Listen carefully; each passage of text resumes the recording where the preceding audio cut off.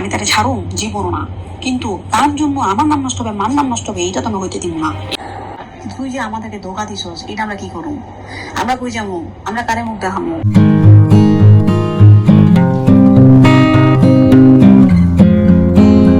আসসালামু আলাইকুম। সাবেক এনবিআর কর্মকর্তা দুর্নীতি করে হাজার হাজার কোটি টাকা যাদের জন্য কামাই করলো, যে স্ত্রী সন্তানদের জন্য কামাই করলো, সেই স্ত্রী সন্তানরা এখন তার সাথে নাই।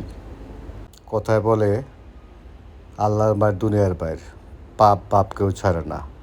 তার প্রথম স্ত্রীর বড় মেয়ে কানাডার প্রবাসী স্পিতা, তার কিছু অডিও ক্লিপ ফাঁস হয়েছে, সেখানে দেখুন সে বাপকেও ছাড়বে না।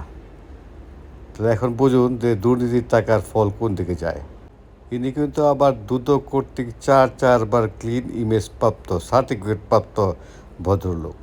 তো এখানে সরকারের কিছুটা দায়িত্ব থেকেই যায়। এক ছাগল নিয়ে তার পুরা পরিবার ধ্বংস হয়ে গেল। হায় রে ছাগল, কোরবানির ছাগল। তো আপনারা ওর মেয়ের অনেকটি শুনুন। তুই যে আমাদেরকে ধোকা দিছস, এটা আমরা কি করুম? আমরা কই যাবো?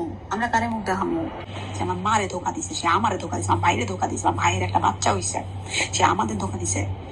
আমি তাকে ছাড়ুম জীবন না, কিন্তু তার জন্য আমার নাম নষ্ট হবে, মার নাম নষ্ট হবে, এইটা তো আমি হইতে দিব না।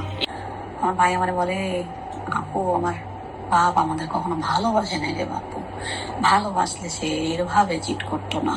আমার ভাই কান্দে, আমার ভাই কান্দে।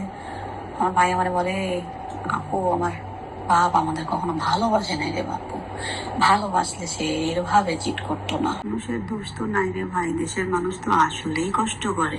এই লোকটা আমার মারে এত বড় চিট করলো ভাই, কি বিশ্বাস করেন?